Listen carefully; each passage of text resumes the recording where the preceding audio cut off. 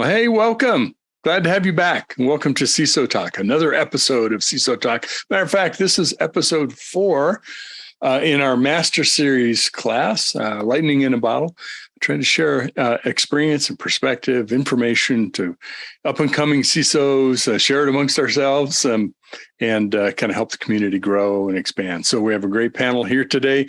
They're all seasoned veterans, been on the show before, getting sort of the power panel back together here. Matt, it was great to be with you. I haven't talked in a while. You've been a busy man. I think we all have. It's great to be back, Mitch. I hope everybody has done really well over the last month and a half or so. So it has definitely been a while. And Matt Newfield. Matt, tell folks, I don't know if I ever give you much chance to really introduce yourself. Tell people about what you do. I am what's known as the Chief Security and Infrastructure Officer at Unisys Corporation. So I'm the CISO, I'm the CIO. I also run security services and security engineering for the corporation. Busy person, busy guy. Well, so speaking of some other great folks we haven't talked to in a while, Miranda, welcome. Glad to have you back. Tell folks about yourself. Thanks, Mitch. It's great to be back, and it's great to see things kind of getting back into the swing of things after COVID. I know everybody's travel schedules are really starting to pick up. Since we've last spoken, I think I have changed jobs since then. So I'm now the Director of Cyber Threat Operations at Orbia. We're a manufacturing company with plants in 41 different locations. So it's a global operation. It's really cool to see. Fantastic. And certainly not least, but last on the list, my good friend and now actually colleague inside of Techstrong. We've been colleagues for a long time, Mike Rothman. I'm not sure if you left the dark side, came to the dark side, or you've just always been on the dark side. It's all dark all the time, Mitch. You know that. So obviously very excited to be back on CISO Talk in my new role, right? So as with Miranda, I have a new job. I have joined Techstrong as Chief Strategy Officer, as well as the head of Techstrong Research. So we're going to be doing some really cool stuff. I mean, again, I'm just couldn't be more excited to work with my old dear friends, Alan and Mitch, and really, kind of continue to push the thinking forward in terms of what's possible as we start to intersect DevOps, security, and cloud native infrastructure, all of which seems Matt runs for basically his company. So, he's our guy. Matt's our guy, right there. You're a test. But great to be here. And I know we've got stuff. So as much as I would like to talk about me the whole time, we do have some stuff that we do need to get through. Yeah, enough of me talking about me. What do you think about me? That conversation. Okay, so here's our topic. We're in episode 4 of our Master Series class. Matt, we talk about this so often. The idea of planning and preparing and how important that is. But on the other hand, recognizing that, I like to say, as soon as you hit save on any plan, it's already out of date, right? So because we live in this changing world. And when it comes to preparedness for cyber attacks, threat response, strategies for how we manage that on an ongoing basis and don't become complacent. Like, I've got a plan, we practice it, good, let's move on to the next thing. Well, wrong, because you probably need to rethink the plan over and over. I mean, you have the practical experience of doing that for a very large organization. Yeah, look, this to me, of everything we talk about, is one of the topics that surprises me the most when I'm out in market. The joke in the 90s and early 2000s that we all remember is the book that would sit behind the head of security, the head of infrastructure in their office, and you would ask them, if you were doing an assessment, what do you do if whatever happens? They're like, hold on 1 second. They would turn around and they pull the book down and they flip through. I'm like, really? Is that how football games are played? Is that how a race car driver works? When a surgeon is having an emergency, they go, hold on, everybody. Let me get the book out and figure out what's going on. And Google that. Not back in the day. This is all pre-Google, but it still surprises me today that people don't realize we have to build muscle memory and we have to constantly fail in safe spaces and nobody take that out of context. I mean, in a test, right? You don't want to be failing in the real world. We have Miranda here who is doing this for, manufacturing and IoT, and Mike, who's been in this field forever. And I do this across the world. It's really building out that muscle memory. And what we want to do today is really talk about the practical applications. How do you do it? What does good look like? And to dispel a theory a lot of people have, which is when you practice and test your protocols for response, that you have to pass. Which I'm just going to say it. I'm going to give the answer away. If you pass, you didn't actually do the test. You failed already. You cannot pass. A pass is a fail. Stop it. And I thought that would just be a really wonderful conversation, because a lot of up and coming CISOs don't know how to do this. They don't know how to talk about it. And they don't actually know what we're talking about. There are two aspects of that, Matt, right? One is managing up and the other is managing down. Yep. Right. So when you kind of set up a test in your environment intentionally to push on and really to find soft spots, right? I mean, that's why we do those tests, is to find soft spots, to find holes in our policies, to find operational, kind of aspects that aren't as tight as they need to be. So we're basically setting this up to really try to understand what we really have to work on. That has to be communicated. And you just said that, right? That has to be communicated to the team so that they're not deflated, right? And especially the younger, and this is probably ageist of me to say, right? But the younger your team, right, the more sensitive they seem to be to, kind of not being able to handle failure, adversity, et cetera. So us as leaders, right, us as CISOs, we need to kind of bring them through a process to help them understand that it is okay that if you're not failing, you're not pushing far enough, right? I try to impart that to my kids. I try to impart that to folks that I work with. And it still is just like, oh my God, I've never failed. And then the helicopters come in and, I haven't gotten a call from anybody's mom lately, but I'm waiting, right? I'm just waiting for when that kind of thing happens. Matt's cracking up, looking at me like, you dang millennials just can't take bad criticism. Well, I actually flip it around. I've actually found in my experience that when we say younger in age, they do handle it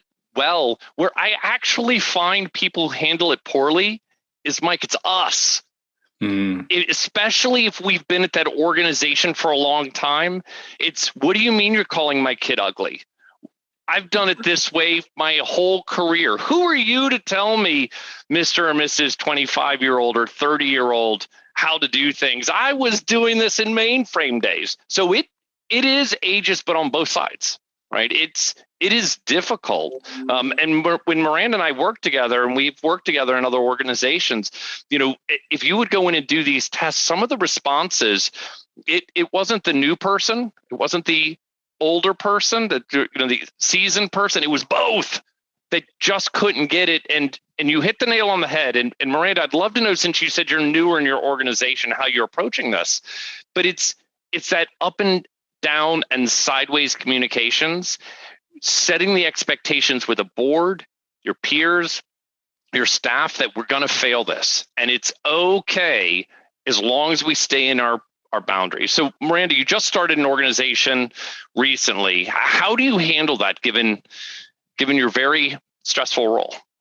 Well, I don't know if you also had this sort of like moment of realization coming from a security company now into industry. But one of the things that was super eye-opening for me was like, Matt and I worked together in a security company, in an MSSP. And so when we would practice things like crisis management or cyber simulations, even when you're talking to other people in non-technical roles, they had a foundational understanding of what the heck you're talking about and why they're here.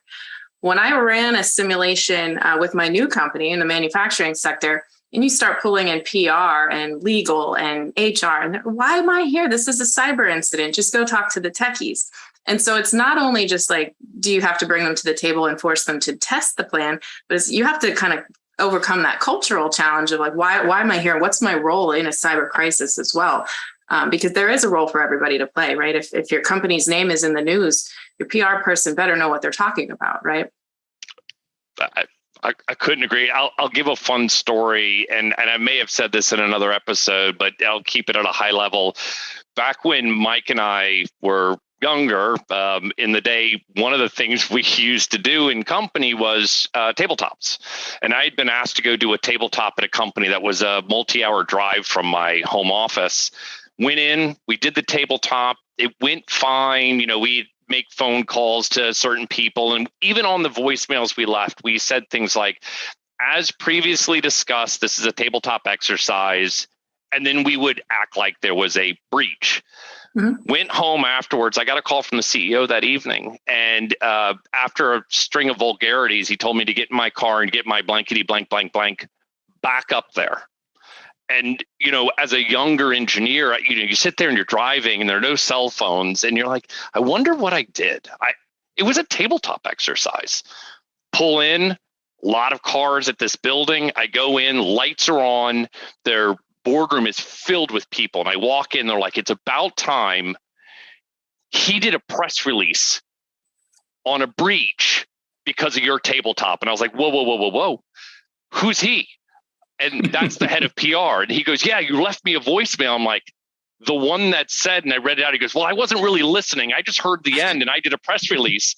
And the CEO is like, well, what should we do? And I'm like, well, fire him, because he broke, not only did he not listen to the voicemail, but he broke the protocols we had developed because he had no muscle memory. He had never done it before. And then we had to figure out how to claw back a press release in the age of print. And what you're trying to avoid, right? So that's it goes one of the more horror stories that I've heard. but these things happen, and again, we were able to do it, and it all worked out. But this is why practicing is so important, because if otherwise, people don't know what to do. I mean, in the heat of the moment, in the heat of a crisis, when Miranda hires a red team or a purple team exercise, people think they know, but you don't. And it doesn't matter what analogy you use. You could pull down, a sports analogy. You could pull down a race car analogy. You could pull down a chef analogy. If you're sitting on the line in a restaurant trying to cook meals on a Friday night and, the beef stroganoff comes in, you're like, hold on, everybody. And you got to this is a problem. And you have to practice and practice and practice. And you have to fail and make nasty stroganoff many, many times before you can move on to the next dish. So are you seeing that, Miranda? Did you pass your first exercise? I mean, for me, I don't know if there's ever really such a thing as a pass or fail. I think there's lessons learned every single time, right? Did we do amazingly? No. But I think that helps to uncover, some of the issues in advance. Personally, I'm a big advocate, too, of not just relying on testing, because people know when it's a test, the pressure, even if you act like it's a real world scenario, the pressure's off to an extent. And so one of the things that I think we did really well, and that I'm trying to instill in my new company is, use your crisis plan for watch and warning scenarios as well. So when Log4j happened, when the Russia-Ukraine war broke out, right?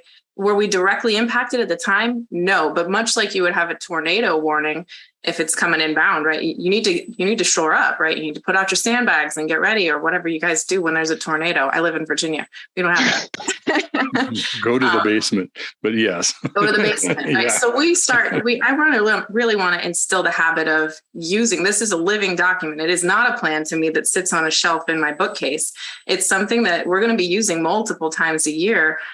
Even if it's a real scenario, but it's not directly impacting us at the time, or a watch or warning situation. It's funny that this series is called Lightning in a Bottle, because I have a funny story. In a prior role, we actually activated our crisis plan when lightning struck our data center,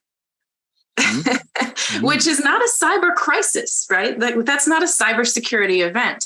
But we were so in the habit, we had that muscle memory that we knew exactly who to call, what cadence to establish, how to define what constitutes a crisis. So it was muscle memory, and that, even if it's not directly a cyber impact, you can use the plan for multiple things, right? So getting back to the idea of plan and the plan, let me kind of poke at something that Matt had, kind of started off with, which was how old school it felt to actually pull out the book and start thumbing through the book, right? And doing that kind of stuff. But I want to highlight the importance of documentation of a lot of these things for a lot of reasons, right? And one is you're going to have people that join the team. They're going to need to understand what the expectations are. That needs to be documented. The other thing is you can't, you have to learn, you have to evolve. And the best way I've found to do that is actually to write stuff down and to actually make conscious changes. As Miranda found out, right? Some of our stuff just didn't work, right? And if you just leave the old stuff on the shelf, it doesn't get updated. So that documentation, even though you hope in the heat of battle, right, you're not pulling the book, that you do have the muscle memory, that you know what you're supposed to be doing, having and gone through what is an intentional process, right? I use that term a lot, right? Intentional process for how you want this motion to work. Document it, teach people what it is, practice it some more, and then change it based upon what you learn. But that documentation is absolutely critical. Yeah, and really quick, Mike, I thank you for that. By no means was I saying don't write it down. You can't audit what you don't have documented, and you can't audit that which is not written down. You have to have it there. But if the only time you look at it is when lightning strikes your data center, you're going to have a problem, right? That's really my point. I think the modern... Let's talk one more thing, Mitch, before we kind of dive into that. Because I've been talking to just a lot of people right now, and I'm sure like the two of you have staff resource allocation problems, right? Kind of not enough people, all that other stuff. And what we're sitting here talking about is documenting and working and practicing and doing that. And how do we find the time, right? How do we find the time when, somebody's work queue is overloaded with all the, kind of active cases they have to deal with, when you have, work that happens in terms of upgrades and all these other things that we have to do to keep our controls, most current. Again, we can talk about it here from our pseudo ivory tower, right? But in the world, right, folks have to figure out, how can I carve out this time in order to do what I know I need to do, but it feels really hard to do when folks are working at the red line anyway. I was thinking the modern parlance for this would be run book. Is what we would call, documentation. This is very much a continuous improvement process, because as you go through each time that you do it, right, you're looking at what went well, what didn't go well, what do we need to improve? And sometimes that means not just your skills and muscle memory. It's, this is kind of getting out of date, this process that we have. We need to modernize this part of it. Or the organization's changed, the structure, whatever it might be. We've changed systems. We need to plan for some obsolescence and some learning and an improvement. I think the hardest place to be in isn't writing the first one. I had a situation where I took over an IT organization, CIO, and the response plan was like 8 years old, and it was still talking about calling trees. I felt like I was on a prayer line, And so this person calls this person. This guy was like, "Oh my God, we're playing telephone in our response plan," and it was just start over. We couldn't modernize. Yeah, there's some good stuff in there, but I think that's the tough spot. Is like, you're so far off. Let's just reset and get back right. But I think that encompasses also what Mike is saying, right? The problem I think we run into, and even with the current staffing crisis that we hear about, it's not really current. We've been talking about the shortage of IT and security staff for a very long time, right? I mean, this isn't a new problem. It is a difficult thing. So you go into a new organization, Miranda realizes I've got to write all of this new material. Then I have to train all this new material, or I have to, and Mike has to. You just started, Mike. I'm assuming you're going to want to redo things as you come into that organization. If we are pushing all of that work effort down to our staff without giving them relief in some way, that's a problem. And I think it ties to the question you started with, which is being able to have the conversation up and side first, getting your CFO or whomever runs your financial part of your organization to truly understand the importance. If you have an operations executive who is constantly on you going, hey, your people are not, 172% utilized, you get on, you got to start building that in so they realize that the time needed is worth slowing other things down. Because we will never have enough staff. My former boss here at Unisys used to say it all the time in budget season. People would ask him, do you have enough budget to get what you need done in the security space? And he was my boss, and every time he would laugh, he's like, it's impossible. You can never give me enough money to do everything that I want to do for this corporation. It's impossible. We would be out of business tomorrow because I could spend money upon money. It's just not possible. So you have to start making those trade-offs, and you have to be open and honest with your team. You have to be open and honest with your leadership of what it's going to cost and make them be involved. But going back to your point, Mike, about kind of carving out time, I think just one thing that has worked well for us in terms of like a really simple, practical application is, and it also kind of ties into Matt's point about auditability, right? We have our plan. We know that it is never going to be finished, right? There's no such thing as a completely finished plan.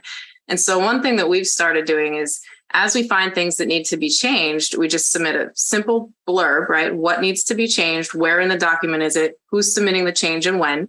And then quarterly, we go back through and we issue an official revision, right? And that way we have auditability as far as what the plan said on any given date. We have traceability as far as who's changing what. And we don't have just a bunch of cooks in the kitchen trying to make edits to a document, in an uncontrolled fashion. So I know it's a little thing, but like it really does help you to carve out time when you have that scheduled quarterly update or monthly update, whatever you choose to do. Yeah. It's so funny. Remember back in the day, this was a while ago, right? When Google first started and everybody started hearing about their, 20% time that their engineers and employees could go and just work on, kind of side projects. And you think to yourself, God, they must be in a really great business if they can have 20% of the time just to work on, folks' side projects and that kind of thing. But when you think about, kind of managing your work as a leader in this space, you have to think that way, because whether it's a strategic project, whether it's updating the policy documents, whether it's, going to class to make sure that your folks feel like they're being invested in them as practitioners and them as people. If you've got folks scheduled out for 100%, if not more, the numbers just don't work. Right. So and then it gets back to the managing of expectations. And I know we keep getting back to the same thing, but a lot of people show up and say, oh, I want to be a CISO. And then they realize, oh, my God, I'm not like securitying anymore. Right. I'm just talking to folks and I'm writing stuff down and I'm sitting in meetings and I'm going to do site visits in some friggin' manufacturing place in Eastern Europe. And, I didn't think this was what I signed up for. Right. And that's the job. Right. Which was what was so interesting when I first introduced Pragmatic CSO in 2007, because it was the first time somebody says, wait, there's a game and I'm supposed to be playing it. It's just like, yeah, man, every other functional manager in a large business understands there's a game except the security person. Right. So it's one of those things that, it's really an adaptation when folks get into this position that they may not be ready for it. Honestly, that they may not be wanting or like, but that's what it is. And resisting it will just get you into trouble. Look, and it also, you got to step back and really think about how you are scheduling, right? If Miranda in her role has her team and I'm going to make the joke and we don't need to go down what's a work week look like, but 40 hours, you are booked 40 hours and I need 40 hours on, that typical job description stuff. I agree with you. You've missed the point. You're never going to get to these other things that need to happen. And you have to make sure it's broken out. 100% utilized in security may only be 85% because you need the other time to do stuff. But again, that goes back to communication and being able to understand, others to understand what our world is really like, because it is not just ticket flows and ticket queue. That's one of the things that sorry, go ahead, Mitch. No, go ahead. I wanted to introduce something else. So wrap that up. Miranda. I was just going to make the comment that it's one of the reasons why I love this field, right? You're building the plane as you're flying it, especially in an immature company where there isn't a SOC necessarily. You've got to handle those tickets. You've got to watch all the alerts, but you also need to develop a SOC strategy, and you have to do both, right? So I think it's fun personally. I like building stuff. It is, and boy, and that's perfect for what I wanted to introduce next. We haven't talked as much about the introduction of change into this. Suddenly we're all talking about software supply chain or supply chain integrity as an issue. Matt, you've talked previously about changing role of the CISO, that, I'm not managing my network anymore. I'm managing, an outsourced or a managed service or suppliers, more of a shared risk model, which I still own all the risk for, by the way. So it's also it isn't just repetition, it's repetition of change, because we want to constantly introduce the new changes, the new threats, the new business, how we're operating, whatever those factors are. That seems to me to be the most disruptive of this, because if it stayed the same, we could get really good at it, right? Well, that's also the hardest, as we talk about practicing and testing, that's also what makes this so difficult, because when you control your world, and if you think of the old school 4-wall tests where bad thing happens in my infrastructure, I own it all. I can go to the CIO, I can go to the head of IT, I can go, Miranda was saying, I can pull in my PR person and my legal person. And a lot of corporations, the PR person's a third party and the legal team is all outsourced, and your ISP is another company, and most likely some of the server infrastructure you're talking about, well, that's a third party as well. And we outsource this piece, and tying that all together, that's key. And that's why having a documented plan is so important, and practicing is so important. We've run into situations here where the failure of a test wasn't people not knowing what to do. The failure in the test was that the person or organization that we relied on, that is not a badged Unisys employee, was unresponsive.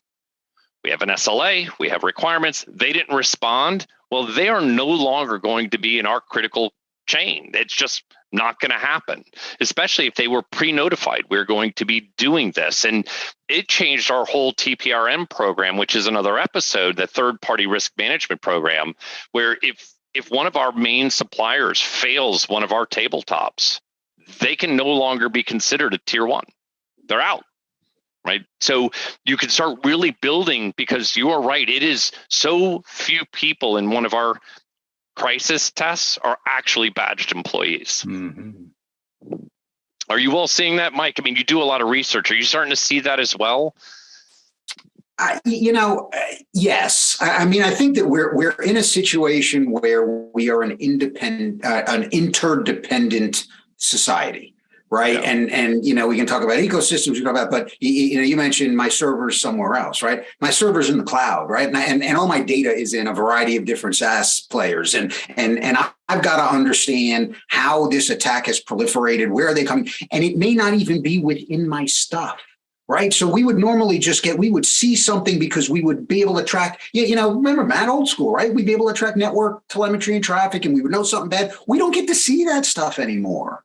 Right. So we've got to get a lot better at, the detection side, IAM, but our response motions have to factor in the reality that I may have to shut down Office 365 for a certain amount of time until I figure out what the hell happened. And that means my business stops. And I have to be able to, again, communicate up to manage expectations that says, by the way, in the old days, if I had a problem with, an email attack in Eastern Europe, I could shut down Eastern Europe. That's not an option anymore, right? We have everything in the same place, or Salesforce or Workday or whatever big SaaS player you use. The fact is, this is so interdependent. We have to have plans for the fact that I've got to be able to remediate in these platforms that I don't control. And that is just, again, what you talk about, things getting more complicated, right? I missed the days. I mean, it's like, holy crap. Not only, we talk about supply chain and, I'm getting all these libraries and I'm building all these things, but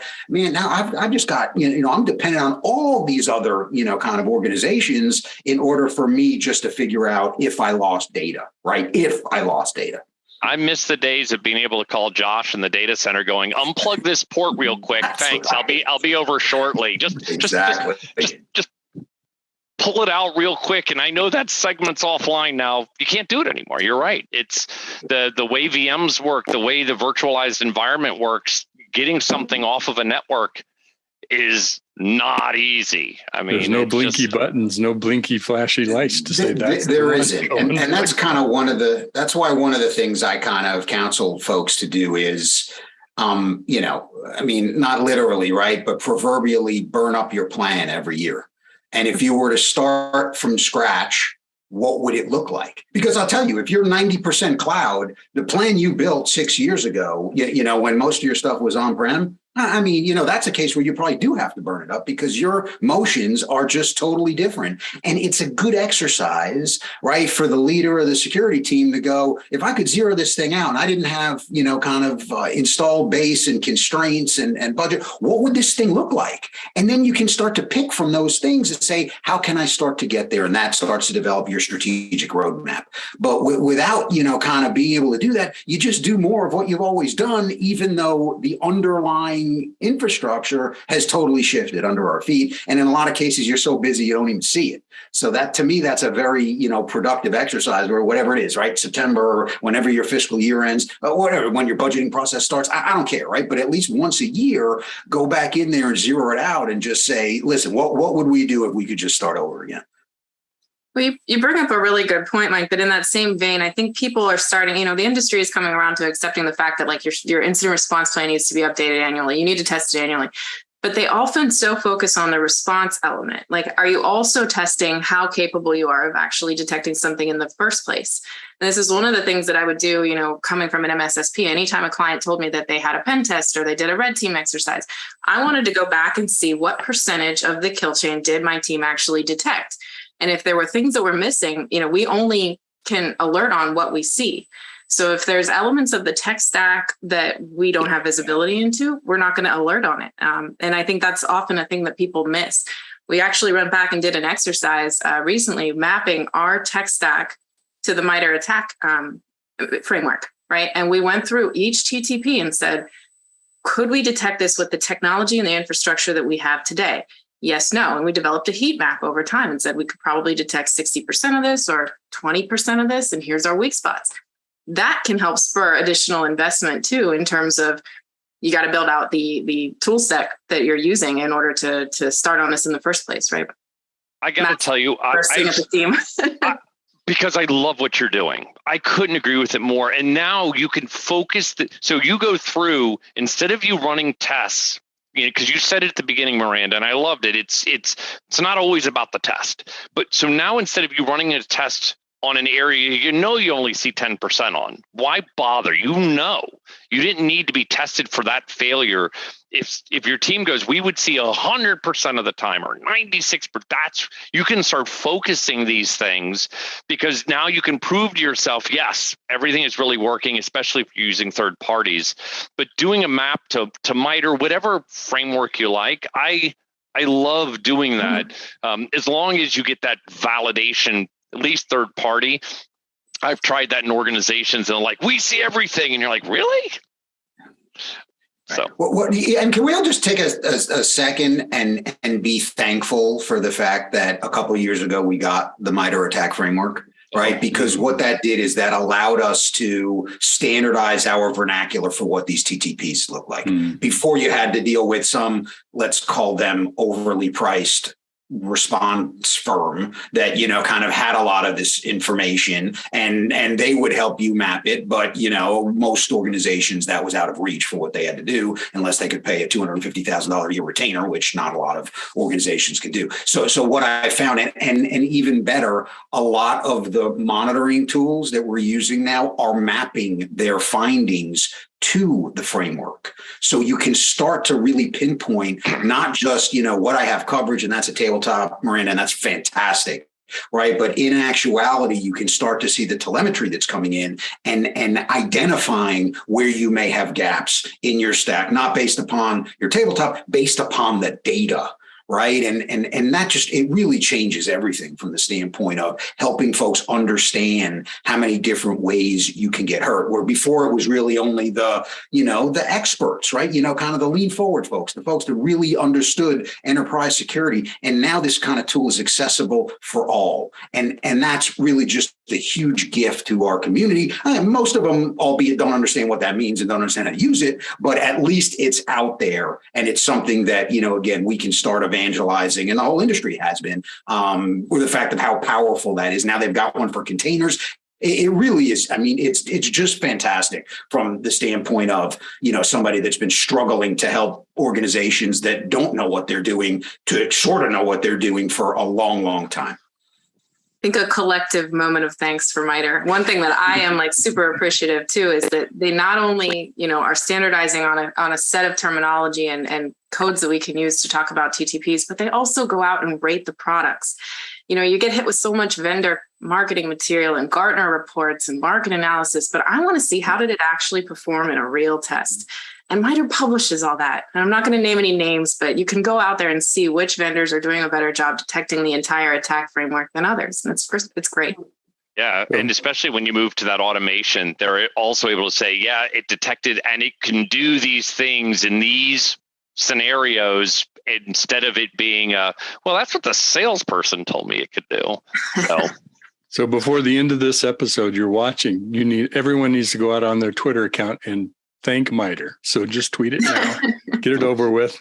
Everybody says, the government doesn't do anything for us, and there are some cases where that kind of funding has been extremely helpful. So just make sure you spell MITRE correctly. Otherwise, DeWalt or some tool manufacturers could be like, I'm not sure what you're talking about. But a MITRE saw, right? It's not a MITRE. And when you talk to Europeans, they call it MITRE. I'm like, what are you talking about? MITRE? I don't know what you're saying. And then I'm like, oh, MITRE, got it. It's just, I thought that was very funny because it wasn't just one, it was all of them that I've spoken to. That's how they pronounce it, because that's how it's spelled.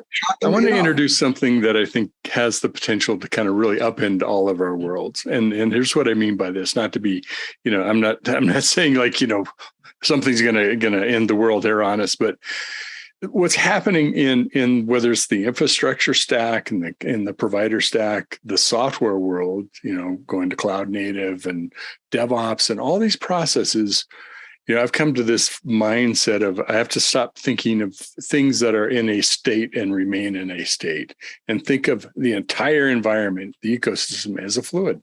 Is constantly changing. At any point in time, you might dip into it, but even while you're dipping into it, it's changing on you.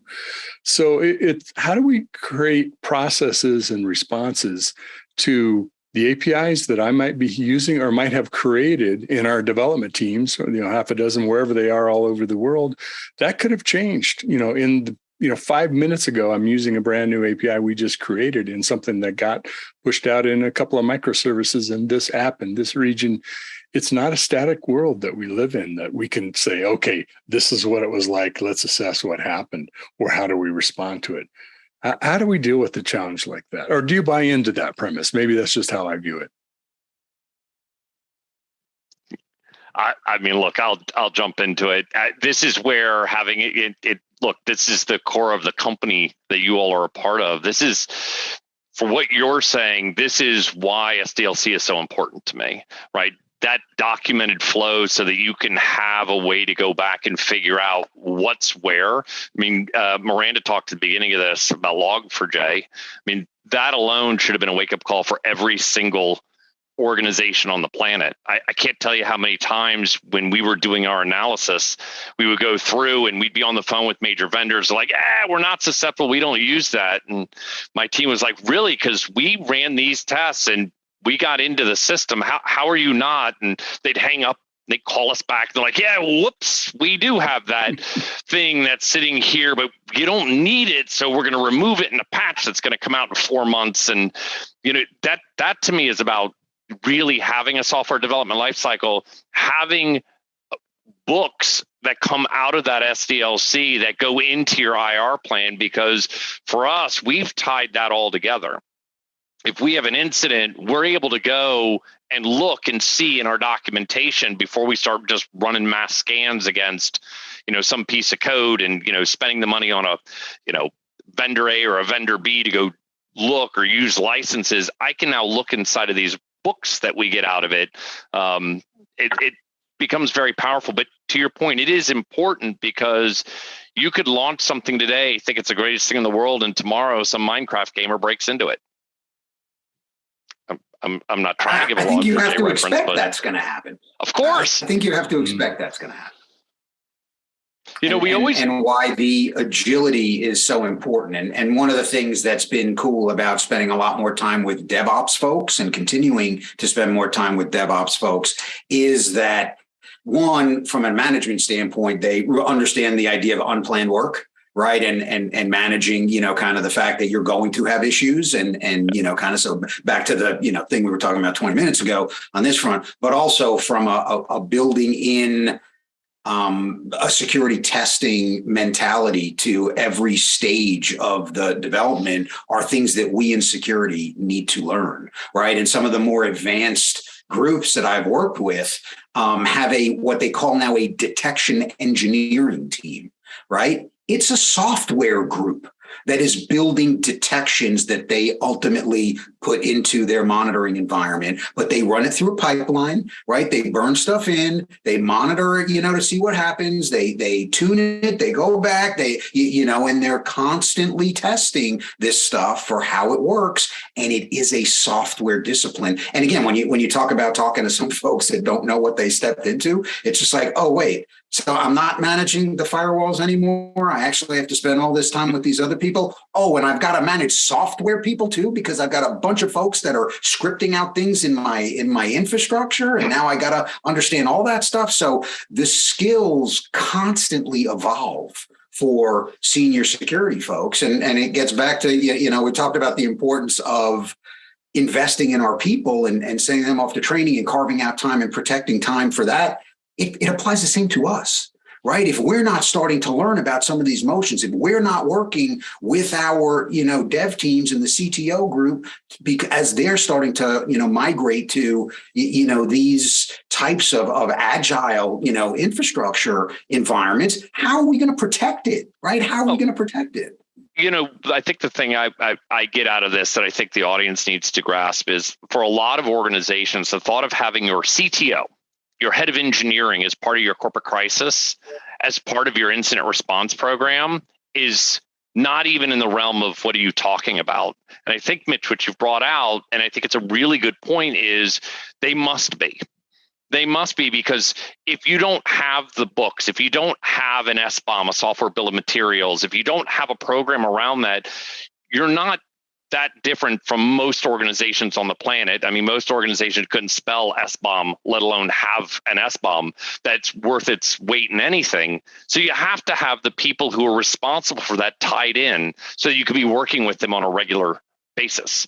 Because, I mean, let's be honest, coding, if you do a lot of your own coding in your organization for your own products and your own stuff, well, there's where most of your issues are going to be.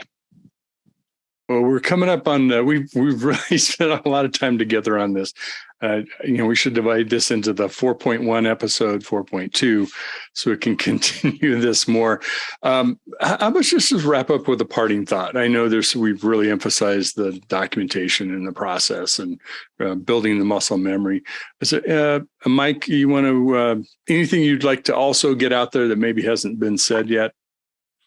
I think we covered a lot of really, kind of good and important stuff. But to me, the real pinpoint on this is, as leaders, we have to continue to evolve. We have to lead our organizations in terms of, practicing and building a culture where you can experiment, where you can fail, where you can really push what we need to do, because our world continues to change. I mean, it's just fundamentally different than when Matt and I worked together, 20 years ago? Yikes. Maybe longer. And it's different than it was 15, 10, 5, and it'll be different 2 years from now based on how quickly things are working. So if we don't have that mentality and we're not bringing that to the leadership of our security group, it's just not going to work. I mean, it's just not going to work. Miranda. Yeah, I think that's a very good point. And I think the other thing that I would add to it is just when you're considering how to test your plan, you need to think of off the wall scenarios, right? Not just tabletop exercises, red team exercises where it's maybe unknown or unplanned, or, those kind of watch and warning scenarios that mimic real world or that are in fact real world scenarios. So I think you just have to hit the testing from multiple different angles. Otherwise, and going back to our other comment about testing response and testing detection, right? Your testing plan needs to be more than just an annual exercise that you go to. It's not a fire drill. It's something that like you said, you have to develop the muscle memory. Okay, Matt, bring it home and I'll wrap it up for us. No problem. So one of the things we say a lot in CISO talks, and I say a lot out there is you're hearing this, you may be thinking to yourself, well, I don't have that plan. I've never done a tabletop. I've never thought to map something to, I have no clue how to do all that. And what I would say to those that are listening to this that may not have really an understanding of where to begin, don't start with a blank piece of paper. There is enough material on the internet, and there are enough of us in industry that want to help, right? It is not rocket science, and it's not something you should do as an individual sport. Let us help you, even if you don't have budget to hire a big consulting firm, you don't have the money to go out and buy all of this stuff. There are plenty of groups within your region, within your industry that you can utilize to help you get going. Because again, this is a team sport, and no matter what company you work for, we're all on the same side of this, right? We are protecting ourselves from an adversary or group of adversaries. So, reach out to us. We can be found all over the place, on social media. Reach out to others in industry and don't start from scratch. Awesome. I think those are all fantastic points. Because our cherry on the top, I'll add to this is this dynamic nature of our environment. I think we need to start thinking about continuous response, not incident response.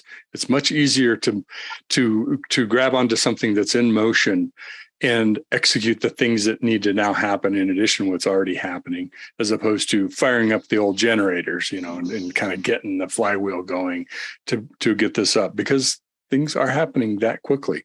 So if we have this built into our processes, if we have the response built into the flow, the workflows that are happening, whether it's across the software organization, it's across the dynamic infrastructure that's also software, or processes themselves, we can respond much more accurately and quickly, frankly, and adjust to what's happening in the moment. So I think that's the world we already are in, and we're figuring out how to adopt to. So consider that as you're updating or writing or starting your incident or your continuous response plan. So great. Thanks, Matt, co-hosting here today.